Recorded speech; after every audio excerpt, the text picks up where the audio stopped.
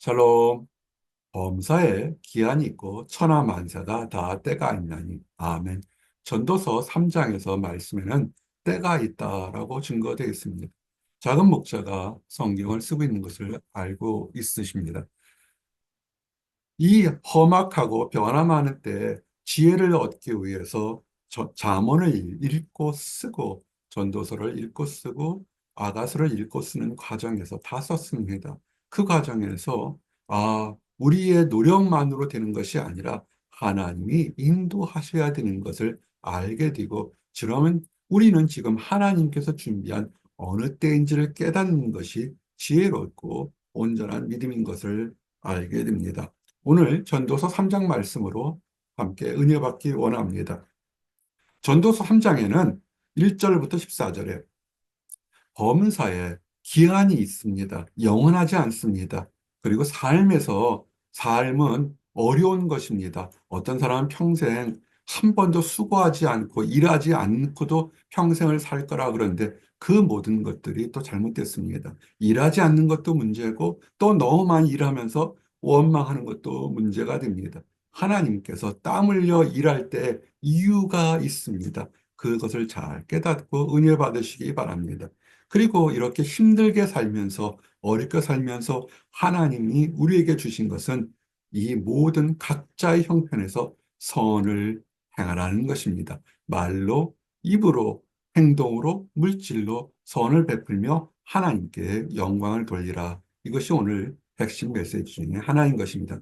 첫 번째, 범사에 기한이 있습니다. 범사에 기한이 있고 천하만사가 다 때가 있나니. 아멘. 우리가 상담을 하거나 말씀을 나누다 보면 내게는 왜 이렇게 고통의 기간이 영원히 끝나지 않을 것 같은 그런 일이 생길까요? 라고 낙심하고 절망합니다. 그래서 어떤 경우는 그릇된 선택이나 비참한 삶을 살 때가 있습니다. 반대로 나는 하는 일마다 속속 성공해, 나는 왜 이렇게 뛰어나고 형통한 거라고 교만한 사람들이 있습니다. 형통한 것도 때가 있고 비참한 것도 때가 있습니다. 다 사계절처럼 때가 되면 그 다음 것들이, 다른 일들이 예비되어 있기 때문에 우리가 아는 말씀이 있습니다. 형통할 때는 겸손히 찬양하시고, 힘들고 어려울 때는 온유하게 묵묵히 인내하며 기도하는 것. 이것이 하나님이 우리에게 어려움과 힘든 날을 주신 하나님의 뜻인 것입니다. 그러므로 좋은 날에 교만하기 딱 좋습니다. 힘든 날에 너무 힘들어서 하나님을 잃어버리기 딱 좋습니다. 이 양극단에 서지 않기를 원합니다. 너는 범사에 그를 인정하라. 좋을 때도 힘들 때도 하나님께서 나를 여기까지 인도하셨구나. 우리가 오늘 함께 드렸던 찬양이 뭡니까? 지금까지 지내온 것 주님의 크신 은혜라. 그러면 하나님을 인정할 때, 나의 삶의 주인이 하나님을 인정할 때 하나님께서는 이미 더 우리에게 은혜로운 길을 예비하셨기 때문에 우리는 축복의 길을 가게 된다는 것입니다. 그리고 제일 중요한 것은 생사를 주관합니다. 이거는 하나님을 알지 못하는 사람들도, 세상 사람들도 하는 이야기입니다. 태어나는 것은 순서가 있지만 돌아가는 것, 죽는 것은 순서가 없다는 것을 우리는 알게 됩니다. 맞죠? 그렇습니다. 날 때가 있고 죽을 때가 있으며 사람마다 각자 인생이 다릅니다. 그래서 마치 지금 영원히 살 것처럼 미워하고 다투고 싸우지 마십시오. 5분 후 내일 일을 알지 못합니다. 내가 심으니까 내가 모든 것을 다 내가 가질 거라 생각하지 마십시오. 남에게 베푸는 일을 하게 되는 것입니다. 나는 하나도 먹지 못하고 가지지 못하게 될 때가 참 많습니다. 사실 우리는 모태로부터 빈몸으로, 빈손으로 왔다 빈손으로 돌아가는 것이 우리의 운명인 것입니다. 너무 그렇게 내 것 하실 필요는 없습니다. 베풀고 사셔도 부족한 것이 우리의 삶인 것입니다. 아픈 사람들이 있습니다. 아파보면 크게 아프나 작게 아프나 다 고통스럽습니다. 가시에 밝히게 되면 아주 작은 가시가 몸속에 들어가게 되면 보이지 않아서 작아서 그것쯤이야 그렇지만 가시에 박혀본 사람들은 그 고통을 압니다. 심한 경우에는 겁나서 크게 중요한 경우가 있습니다. 또는 우리가 먼 길을 걸어갈 때 아주 멋진 최고의 명품의 신발, 운동화, 등산화를 신었다 하는데 그 신발 속에 작은 날카로운 돌멩이 몇 개 모래에 들어가 있으면 걸을 때마다 참으로 고통스러울 때가 있습니다. 어떻게 해야 될까요? 우리 삶에서 하나님의 도우심을 바랄 때가 있습니다. 하나님께서 강권적으로 말씀으로 기적 같은 치유를 해줄 수도 있고 사람을 통해서 환경을 통해서 간구할 때 좋은 사람을 만나서 치료받을 때가 있습니다. 근데 우리가 알 것은 하나가 있습니다. 고통은 있다는 것입니다. 그 고통 앞에서 우리가 할 것은 주여 우리의 불쌍함을 여기시고 우리를 불쌍히 여기셔서 하나님의 가장 좋은 방법으로 인도하여 주시옵소서. 그럴 때 좋은 약을 만나거나 간호사를 만나거나 의사를 만나거나 환경이 바뀔 수 있는 것이니까 우리는 하나님께 우리의 치료를 간구하고 맡기셔야 되는 것입니다. 그러므로 결코 낙심하지 마십시오. 교만하지도 마시고 낙심하거나 우울하지도 마시기 바랍니다. 인생에선 여러 가지 때가 있습니다. 슬퍼할 때가 있습니다. 성경은 얘기합니다. 특별히 전도사는 잔치집에 가는 것보다는 상가집에 가라라고 얘기를 합니다. 상가집에 가게 되면 인생의 덧없음과 함께 인생의 가치가 그가 가진 것이 아니라 그가 얼마나 베풀고 얼마나 하나님 안에서 은혜롭게 산 것으로 가치가 달라진 것을 보게 되는 도전을 받게 되는 것입니다. 낙심하지 마십시오. 현재의 모습이 힘들고 어렵다고 낙심하게 되면 하나님을 찬양할 길을 잃어버리는 것입니다. 낙심은 오게 됩니다. 사람이기 때문에 오게 되지만 하나님께서 낙심하지 말라는 이유는 뭐냐면 그 한정된 시간에 오히려 하나님께 기도하며 소망을 갖는 것이 옳다는 것을 얘기하는 것입니다. 하나님께 소망을 가지고 기도하면서 변화해야 되죠. 새롭게 사셔야죠. 우리가 낙심하지 아니하노니 낙심하게 되면 새롭게 되지 못합니다. 낙심하게 되면 분노와 시기와 이간질이 되어서 올바르게 대답을 하지 못합니다.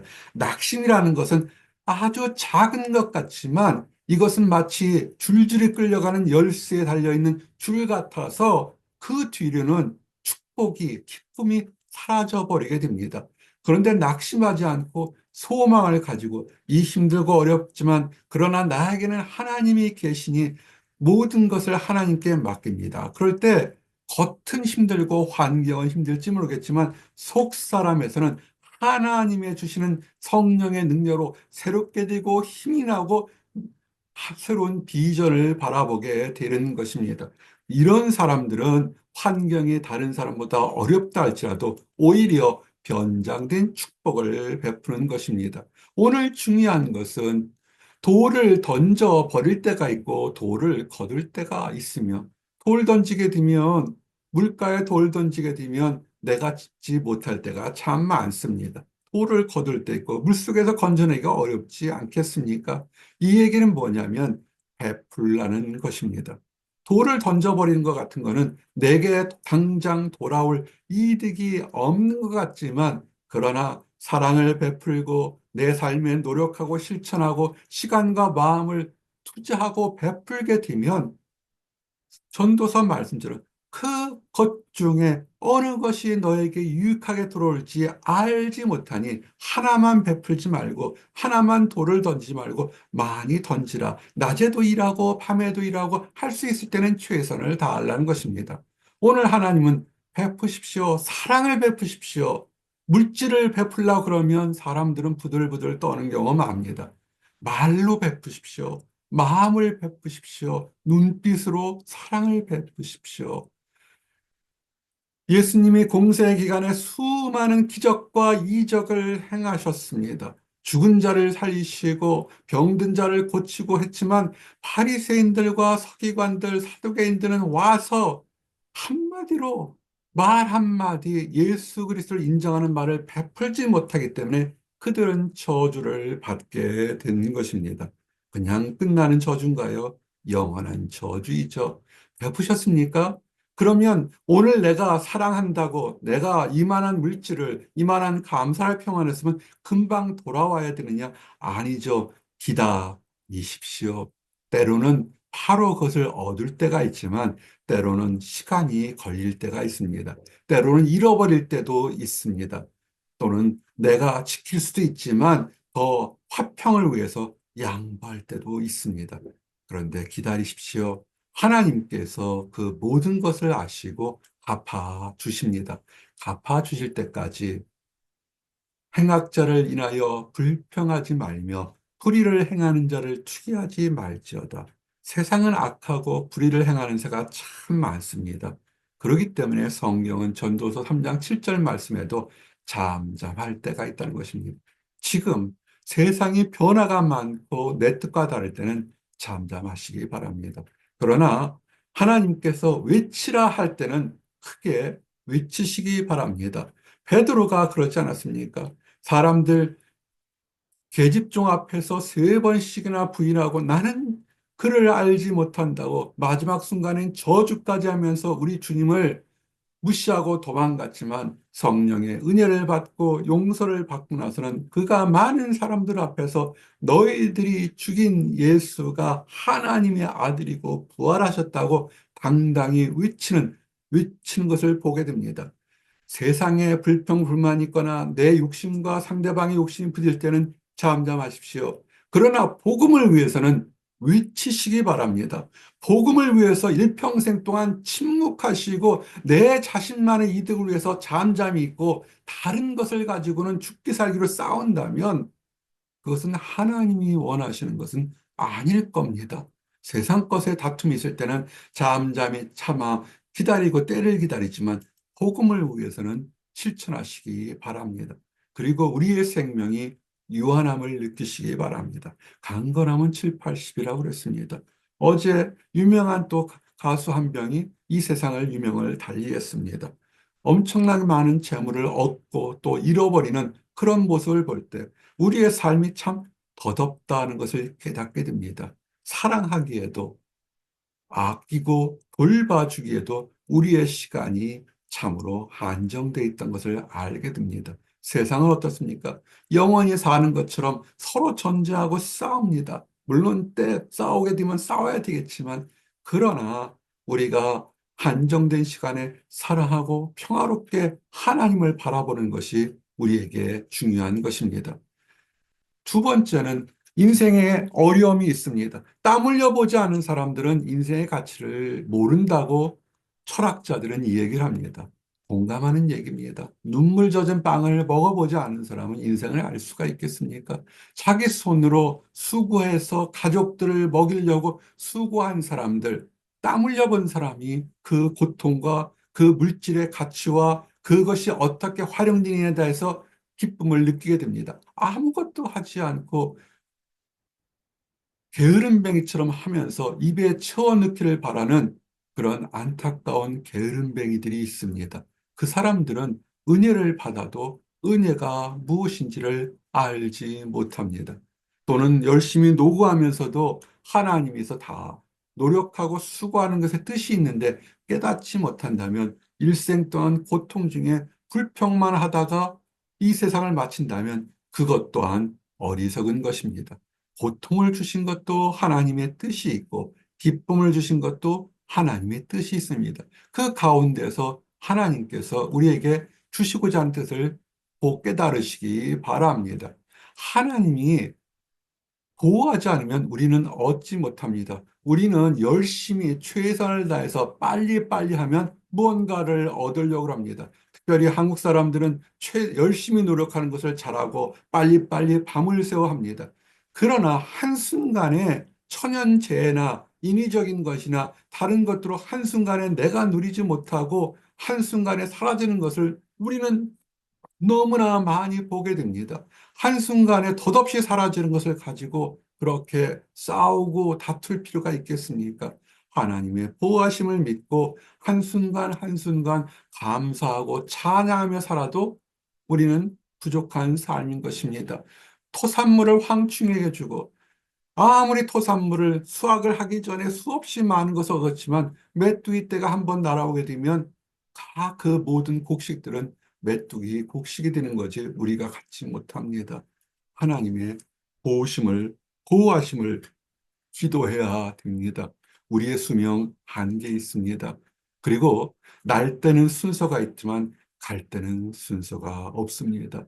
사건, 사고를 보시고 장례식장에 가셔서 우리의 삶의 모습을 돌아보시고 어떻게 사는 것인지 그것의 삶의 가치를 돌아보셔야 됩니다. 유한한 삶, 덧없는 것이 삶인 것입니다. 그러므로 있는 기간 동안 사랑하고 감사하고 찬양하고 베풀어도 부족한 것이 우리의 삶인 것입니다. 땀 흘려 얻는 수고, 이건 하나님이 주신 것입니다. 우리 운동을 해서 땀 흘리게 되면 사람들은 땀 흘려 수고했는데 표현은 개운하다라고 합니다. 하나님께서 우리에게 수고한 것, 직장에서 편한 직장이 아니죠. 어느 직장이 편하겠습니까? 대인관계, 상사관계, 상하관계, 쥐가 높아갈수록 점점 어려워진 것들이 많죠. 마치 그 평행선 위에 그물을 타는 것처럼 발 한 번 잘못 디디면 삐끗하게 되면 상처를 받는 게 세상사의 직장일과 똑같습니다. 그런데 그 힘들고 어려운 가운데서도 오늘도 하나님께서 지켜주시고 내 힘으로는 할 수 없는 것에서 하나님께서 보호하신다는 사실을 찬양하기를 원하시는 것이 하나님의 뜻인 것입니다. 찬양하는 삶, 그것이 뭘까요? 경배하는 거죠. 하나님을 경외하는 삶, 하나님을 경외하는 사람에게는 하나님께서 복을 주십니다. 시편 128편은 모든 축복된 가정에 나눠주고 모든 축복된 가정이 이루어지기를 원하는 하나님의 축복 중에 축복인 것입니다. 하나님을 경외하면서 수고하는 사람은 그 수고한 대로 복을 받을 것이다. 하나님은 이미 선포하셨습니다. 하나님을 경외하시면서 사시기 바랍니다. 하나님의 뜻은 아름답게 만드신 것입니다. 세상 보처럼 외모만이 아름다운 것이 아니라 속 사람이 영혼을 사모하는 사람이 아름다워서 이 땅에서 창세기 때 최초의 하나님의 뜻은 뭐였습니까? 보시기에 아름다웠더라, 보시기에 좋았더라 그랬는데 사람의 죄와 세상의 죄가 섞여서 세상은 아름답지 않습니다. 다시 돌아가기를 원하시는 것이 하나님의 뜻인 것입니다. 여러분 자신의 속사람이, 여러분의 가정이 하나님에서 아름다워지시기를 원합니다. 어떻게 아름다워져야 될까요? 베푸셔야 돼요. 말로, 행동으로, 물질로 베푸십시오. 선을 베푸십시오. 헛디고 헛디다 탓을 하니까 모든 것이 더덥다. 그냥 내 멋대로 살자. 이러려고 솔로몬이 전도서를 쓴 것이 아닌 것입니다. 그 모든 3장 1절부터 11절까지는 덧없는 세상이니까 덧없는 것에 집착하지 말고 그럼 가장 중요한 것은 유한하고 한정된 덧없는 삶 속에서 선을 행하는 것, 선을 베푸는 것보다 더 좋은 것이 없다는 것입니다. 솔로몬이 어떤 사람입니까? 동방 최고의 부자여 모든 것은 사람이 할 수 있는 것은 모든 것은 다 누려봤지만 그것은 더덥고 선을 베푸는 것이 좋다는 것입니다. 선을 베푸십시오. 어리석은 자는 그의 마음에 이르기를 하나님이 없다도다. 사람들 어떤 사람들은 미난 그 야비한 사람, 자기만 아는 사람들이 있습니다. 왜 그럴까요? 그 속마음에 하나님의 존재를 인정하지 않거나 인정하는 마음이 매우 약하기 때문에 다른 사람들을 인정하지 못하고 베풀지 못합니다. 나만 하나님이 사랑하셨을까요? 아니죠. 나만을 위해서 하나님 십자가 지시지는 않으셨습니다. 예수님께서 이 땅에 오실 때 나는 의인을 위하여 온 것이 아니라 죄인을 위하여 이 땅에 오셨다는 말씀을 기억하시기 바랍니다. 수많은 죄인들을 위해서 오셨기 때문에 그 죄인들이 변하여 의인들이 되는 과정으로 하나님은 역사하셨던 것처럼 그러면 우리가 나만 귀한 것이 아니라 다른 사람도 귀한 것이고 다른 환경도 소중한 것으로 알게 되면 베풀게 됩니다. 하나님의 존재, 하나님께서 이 땅에 어떻게 오셨는지를 알게 된다면 우리는 베풀게 됩니다. 깨닫지 못하니까 내 것만을 위하게 되고 악을 행하게 되고 악을 행해도 전혀 거리낌이 없습니다. 하나님을 인정하지 않아서 그렇습니다. 하나님을 인정하는 사람들의 특징이 있습니다. 온유합니다. 행동으로도 온유하고 말씀으로도 온유하고 지혜가 분석력과 명철이 뛰어나서 온유합니다. 다니엘처럼 솔로몬처럼 하나님 안에서 온유함으로 무엇이 옳고 그른지를 알아야 됩니다. 온유함이 부족합니까? 말씀을 읽으시고 온유함이 부족합니까? 하나님의 존재를 인정하십시오. 온유함이 부족하십니까? 베풀어 보시기 바랍니다. 베푸셔야 하나님 안에서 은혜를 받을 수 있습니다.